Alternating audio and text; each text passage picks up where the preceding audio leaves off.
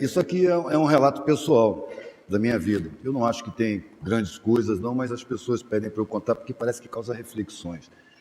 Eu nasci numa família abastada e tive acesso a uma boa escolaridade, a muito boas informações, e vivi sempre num patamar médio-alto. Mas uma coisa sempre me incomodou, a existência da miséria, das periferias. Quando eu era menino ainda, 6 anos de idade, minha mãe fez uma promessa e conseguiu a tal da graça e me levou para uma favela para distribuir pães. Era o cumprimento da promessa dela. E eu fiquei estarrecido. Eu vi crianças da minha idade vivendo em situações que eu não imaginava. E a partir dali eu comecei a questionar a minha mãe, em primeiro lugar, no caminho de volta para casa. Por que tem pobreza? Por que tem miséria? Por que essas pessoas estão assim? E as respostas não vinham. A resposta era, sempre foi assim, sempre vai ser. Para com isso. Isso foi me acompanhando, mas me marcou de tal maneira que sempre que eu podia, eu observava as pessoas mais pobres, os empregados, nos clubes onde eu ia. Eu tentava me aproximar, eu queria entender essas pessoas que pareciam que tinham um outro código. E eu conseguia a simpatia deles, mas não era a simpatia deles que me interessava. Eu queria sentir igualdade. Então eles me tratavam muito bem, mas quando eles se tratavam entre si, eu percebi que era diferente. Entre si eles falavam com igualdade, comigo eles eram gentis. E eu fui crescendo, uma angústia danada, sem saber o que fazer, sem saber, nenhuma profissão me interessava. Percebi que no meu meio social, nas crianças e nos primeiros anos da adolescência, aquele assunto era incômodo, ninguém queria falar sobre isso. Quando eu cheguei nos 15 anos, eu estava convencido de que eu tinha alguma coisa errada, porque o que mais me interessava, os assuntos que me interessavam, não interessavam mais ninguém. Eu não conseguia me entrosar em nenhum grupo, eu era repelido. Eu questionava a arrogância da minha classe diante das pessoas mais pobres. E eu era visto como um extraterrestre, um cara estranho, um cara meio maluco. Então eu desisti de tentar me enquadrar, de me enturmar, e comecei a tentar me enquadrar. Fiz um concurso do Banco do Brasil e entrei. Vamos ver como é que se trabalha nesse mundo. Eu tinha 15 anos. Passei 10 meses e saí horrorizado. Pedi demissão do Banco do Brasil porque eu achei que ali eu era um parafuso, uma porca, uma peça que podia ser facilmente trocada. Eu tinha uma necessidade de realização na vida. A pergunta ficava, para que serve a vida? Para que serve a vida? Na minha classe, a vida servia para ser usufruída. Mas eu me sentia constrangido de usufruir diante da miséria que eu via. Os meios que eu andava não se via miséria, se via os serviçais. Mas como a gente viajava, as periferias das cidades são um cinturão de miséria sempre. Então eu via que tinha milhões de miseráveis, milhões de pobres. E não entendia, não conseguia entender. A minha classe fugia dessa visão, sempre em bolhas, sempre em bolhas. E eu me sentia preso ali. Quando eu saí do Banco do Brasil, claro, eu queria me enquadrar para não magoar a família, porque eu não via nenhuma profissão que me interessasse. Eu não tinha vocação para nenhuma profissão. A arte, na época, não era vista pela minha família como uma coisa séria, era um hobby. E eu nem pensava em viver de arte, era coisa para as horas vagas. Então eu fiz um concurso para o Exército. Meu pai era militar. E o pensamento foi exatamente esse. Pô, eu não quero fazer nada do que me apresentam. O que eu vou ser na vida? De repente acendeu uma luzinha. Militar. Claro, eu sempre vivi no meio militar. Ser militar é fácil. Aí eu fiz um concurso, passei e fui conhecer o Exército por dentro. Meu pai me apresentou o Exército como um fator de segurança pública, como uma coisa boa para todo mundo, que protegia o povo. Mas quando eu estava dentro do Exército, as instruções que eu recebia era me atirando contra a população. E depois de 1 ano e pouco dentro da escola de cadetes, eu me vi com um fuzil na mão, apontando para uma manifestação de estudantes, gente desarmada. Isso violava todos os códigos que eu tinha aprendido com meu pai. Eu disse, não é aqui que eu quero ficar. O Exército serve para reprimir a população e não para proteger. Então pedi desligamento do Exército. Foi a segunda vez que me chamaram de louco. A primeira foi no Banco do Brasil. E saí do Exército. E minha família ficou magoada, e meu pai mais magoado ainda. Ele tinha muito orgulho de eu ser militar, seguir a carreira dele. Então, eles pegaram e me resolveram pagar um cursinho pré-vestibular, o mais barato que tinha. Foi o primeiro contato que eu tive com gente saída do ensino público. E essas pessoas eram desinstruídas. Eu achava o conhecimento deles tão superficial que eu não acreditava. Eu falava com meus colegas, pô, vocês foram vagabundos, vocês não estudaram.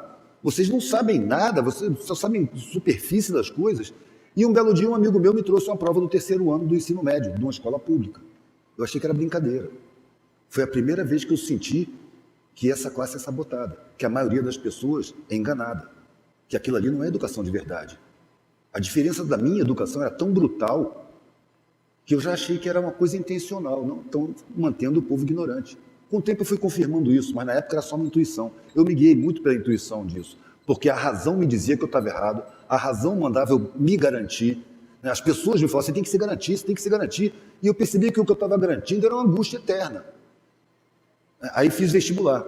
Pensei até em fazer em Belas Artes, mas a reação familiar foi tal que eu falei, não, tudo bem, tudo bem. Fui na faculdade, peguei os currículos e fui por eliminação. Onde tinha matemática, eu jogava fora. Onde tinha física, biologia, química, e fui eliminando tudo, No final sobraram 2 cursos, Belas Artes e Direito. Direito tá bom para vocês? Ah, Direito tá. Pelo menos isso. Lá fui eu fazer Direito. E entrei na universidade. E pela primeira vez, eu vi explicações para as minhas questões. Porquê da miséria, quem domina o mundo, como as coisas são feitas, como a política é influenciada pelo poder econômico, e fiquei encantado durante uns 3 meses. Depois eu percebi que era só conversa fiada, uma revolta que não funcionava, que não ia falar a linguagem do povo, que ninguém ali entrava em favela, sabe? E eu percebia que a grande maioria era pobre. Então tem que chamar os pobres para a luta, mas os pobres estão aí, desinstruídos e narcotizados por uma mídia criminosa que planta valores, usando psicologia do inconsciente. De repente eu percebi que os pobres se sentiam culpados pela própria pobreza. Gente que é sabotada desde antes de nascer, que o mundo já recebe mal quando vem. Mas eles se sentem culpados pela própria pobreza. Quando numa novela, o pobre que é legal chega no fim da novela e enriquece, você vê a riqueza como um prêmio. O rico safado, durante a novela inteira, no fim da novela, ele cai na miséria, está plantando a miséria como castigo. Então a miséria hoje é considerada um castigo da incompetência. Não é um planejamento social. De repente eu larguei a universidade, eu não quero mais aqui não, eu não quero ser advogado mesmo, vou largar, não quero ser doutor, eu vou fazer a experiência de não ter nada, eu queria ver o mundo do outro lado, e foi isso que eu fiz. Quando eu cheguei em casa, com meus documentos, pedi desligamento na universidade primeiro, peguei os documentos e entreguei para o meu pai como se fosse um pagamento de uma dívida. Olha, você me deu a melhor escola, me deu as melhores condições, e você sempre me cobrou que eu entrasse na universidade. Eu não vou terminar, mas não é porque eu não pude, é porque eu não quero. Eu quero fazer a experiência de não ter nada. Aí ele facilitou o processo para mim. Falou, se você sair por essa porta, você não é mais filho. Você não faz parte da família. Pode esquecer que a gente existe. Na hora foi um choque. Anos depois eu percebi que isso foi uma grande vantagem. Porque eu saí sozinho, desprovido de família. E pude formar famílias em todos os lugares que eu ia. Nos primeiros tempos, eu fui sem profissão, sem nada. Eu vou não ter nada mesmo, quero ser mendigo. E batia nas portas e pedia comida. Na minha ingenuidade, eu pedia comida onde estava sobrando. Então, eu vou nos bairros mais abastados. Mas ali, as pessoas me davam o resto. Já teve o caso de eu sair da casa, sentar na calçada, começar a comer e chegar um carro de polícia. O cara que me deu comida chamou a polícia. Aí eu falei, não quero mais ficar nesses bairros, não. E comecei a ir mais para as periferias, nas favelas, nos puteiros, em posto, beira de estrada, porque eu não ficava numa cidade só, eu andava de carona. E sempre conversando, e tratando com as pessoas mais pobres, na ilusão universitária de instruí-los, eu ficava falando.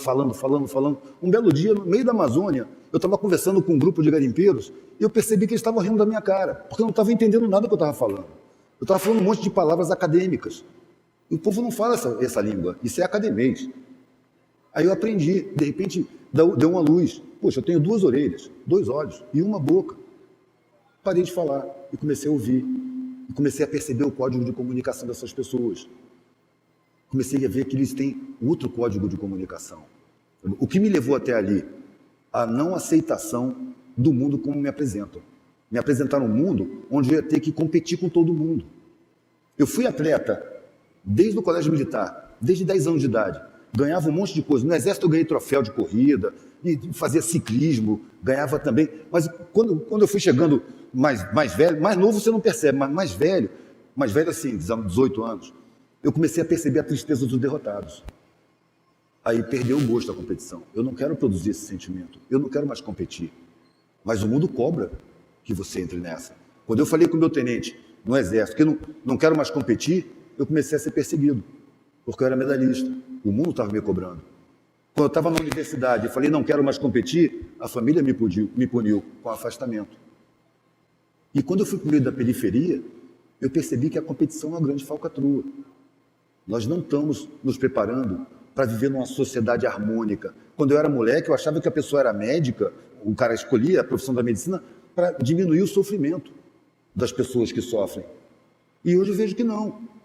Faz medicina para ganhar dinheiro, para ganhar status. O cara fala, não vou para um lugar onde não tem médico, porque não tem estrutura lá. Ué, mas é exatamente porque não tem estrutura que precisa de médico lá, está cheio de gente. Essa mentalidade empresarial foi implantada na sociedade. Eu acho que a miséria é uma coisa planejada, e eu não vou participar disso. A minha resposta com meu pai, eu conversei 4 horas com ele, antes da última saída com a mochilinha nas costas, já resolvido. E ele dizia, para onde você vai? Eu falei, não sei. Mas o que você vai fazer? Eu falei, não sei. Mas do que você vai viver? Eu não sei. Mas se você ficar doente, você quebrar uma perna, eu só vou pensar nisso se acontecer. O meu medo é viver uma vida sem sentido. Um fator determinante nesses momentos foi o encontro que eu tive com um senhor de quase 90 anos no meu prédio, que nunca tinha falado comigo além de oi. Ele estava sentado na saída do prédio e de repente eu estava saindo e ele me chamou para conversar. Essas coisas são uns acasos entre aspas, né? Ele falou assim, olha, eu fiz tudo o que me disseram para fazer. Eu sou um cara bem sucedido na vida. Eu estudei comércio exterior. Eu tenho empresa de importação e exportação. Eu ganho um dinheirão. Eu sou um vitorioso. Mas eu estou chegando perto dos 90 anos. Eu estou cheio de doença, tomando um monte de remédio. Eu sinto que a morte está chegando. De repente eu olhei para trás e a minha vida não faz o menor sentido. Eu sou um vitorioso, mas eu me sinto um derrotado. Isso foi antes de eu pedir desligamento da universidade. Eu saí dali em transe. Isso não vai acontecer comigo. Eu vou morrer antes, mas não vou chegar na idade desse cara dessa maneira. Então, quando eu saí para a vida, eu saí para morrer. Porque para viver aquela vida que me foi imposta, programada, eu preferia nem viver. E foi aí que eu comecei a entender o mundo. Foi aí que eu comecei a valorizar as pessoas que são desvalorizadas na sociedade. Porque no meio que eu fui viver, no periférico, as relações eram muito mais bonitas, as pessoas eram muito mais solidárias. A ignorância era crassa, é óbvio que era crassa, e é ainda, mas por uma atitude programada da sociedade que nega a educação a essas pessoas. E ainda culpa essas pessoas por serem ignorantes. Eu não quero participar disso. Eu não sei o que eu vou fazer, mas eu sei o que eu não vou fazer. Eu não vou participar dessa sociedade da maneira que me foi imposta. Eu me recuso. Qual a consequência que podia ser? Eu tinha certeza que não chegava aos 30 anos de idade. Achei que ia morrer antes. Mas passaram os 30 anos. E aí eu achei que não ia chegar nos 40.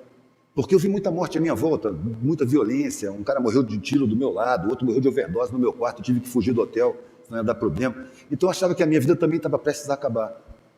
Mas eu passei dos 40. E quando eu cheguei nos 50, expondo sempre artesanato na rua, e já dizendo o que eu penso do mundo na minha arte. Cheguei nos 50, alguém veio com a câmera, me filmou e botou no YouTube. E as pessoas começaram a me procurar. Eu não achei que estava falando nada demais, mas as pessoas acharam. Eu falo, o que eu falo eu acho óbvio. Eu encontrei satisfação. E era exatamente o que eu disse quando eu saí da universidade. Eu vou procurar satisfação na vida. Ou eu vou encontrar, ou eu vou morrer procurando. Porque entrar na vida, frustrante que se me é apresentada, eu não vou entrar. Eu não quero viver essa vida. Prefiro não viver. E a vida foi ganhando sentido sozinha, por si. Quando eu percebo uma pessoa refletindo diante de um trabalho meu, eu falo, não, essa é a função que eu escolhi, essa é a função que eu quero. A vida que é apresentada para a gente não satisfaz. Eu, quando andava de carona, é raro um carro muito caro te dar carona, mas eu peguei, foram 20 anos andando de carona, eu peguei algumas caronas com empresários bem-sucedidos, e todos eles declaravam angústia. São pessoas que não revelam suas angústias no seu meio, mas quando encontram um cara que é um merda social e que tem articulação, que tem entendimento, eles confessam coisas incríveis. Eu já ouvi confissões incríveis. E o que mais me impressionou é que os empresários bem-sucedidos tinham uma angústia muito grande. Aí eu percebi que o ideal que é apresentado para a gente, que é constituir patrimônio, enriquecer, não é o ideal da vida da gente. O que satisfaz o ser humano é afeto. E ninguém diz isso para a gente. Aquele velhinho lá que falou que se sentia frustrado perto da morte, que olhava para a vida e a vida não fazia sentido, ele falou comigo que ele atropelou os afetos da vida dele. Os filhos dele eram distantes dele. Do mesmo jeito que, enquanto ele estava lá lutando para fazer sucesso empresarial, ele pagou pessoas muito competentes para cuidar dos filhos, agora que ele estava todo doente, precisando de ajuda, os filhos moravam longe e pagavam pessoas muito competentes para tratar dele. E ele sentia falta de afeto. Uma vez eu estava numa periferia, se não me acho que era Fortaleza, e eu estava numa casa abandonada e vários mendigos dentro, e um era bem velhinho e estava morrendo. Eu cometi o deslize de falar, vamos levar ele para o hospital. Eu só ouvi uma voz assim, você está maluco? Deixa ele morrer em paz. E eu vi o cara morrer sorrindo, com o cachorro dele lambendo a cara dele. Esse cara era rico. Enquanto que o cara lá, que era rico de grana, era pobre, porque não tinha afeto. A gente esquece do afeto. A sociedade não aponta o afeto como objetivo de vida. E a gente vive iludido. Quanto mais você alcança objetivos materiais, mais insatisfação você tem e você estabelece outro objetivo material. Isso é um grande engano. A gente está cercado de mentira por todos os lados. Eu penso que a sociedade foi construída por uma elite, os reis, que precisavam provar sua nobreza. Eles moderaram a sociedade de forma a favorecer uma minoriazinha ínfima e submeter a grande maioria. E os reis hoje são os grandes banqueiros e os mega empresários, que modelam a sociedade, é uma farsa, não é uma democracia, invadiram as instituições, inclusive as universidades, e colocaram tudo a serviço de interesses empresariais, inclusive a competitividade. Ela evita que as pessoas se unam, que as pessoas percebam, é um inimigo do outro. Um formando hoje na universidade, ele está apavorado. Ele vai sair da universidade e vai cair no mercado. É um pega para capar, todo mundo é inimigo de todo mundo. Eu achei muito fácil me recusar a isso. Tem gente que fala, você foi muito corajoso. Eu nunca senti coragem. Eu tive um medo muito grande de viver uma vida sem sentido. Com relação, para viver uma vida sem sentido, não tem nada que vale a pena. Não tem riqueza que vale a pena. Eu prefiro não ter nada, mas sentir que a minha vida valeu a pena. E isso quem está dizendo para mim não sou eu, é o mundo. Porque eu falo e fico pasmo com o pasmo que eu causo. Porque para mim eu estou falando que é óbvio. Não estou falando nada demais. Eu acho que no fundo todo mundo sabe. Bom, deu tempo. Valeu, gente. Obrigado.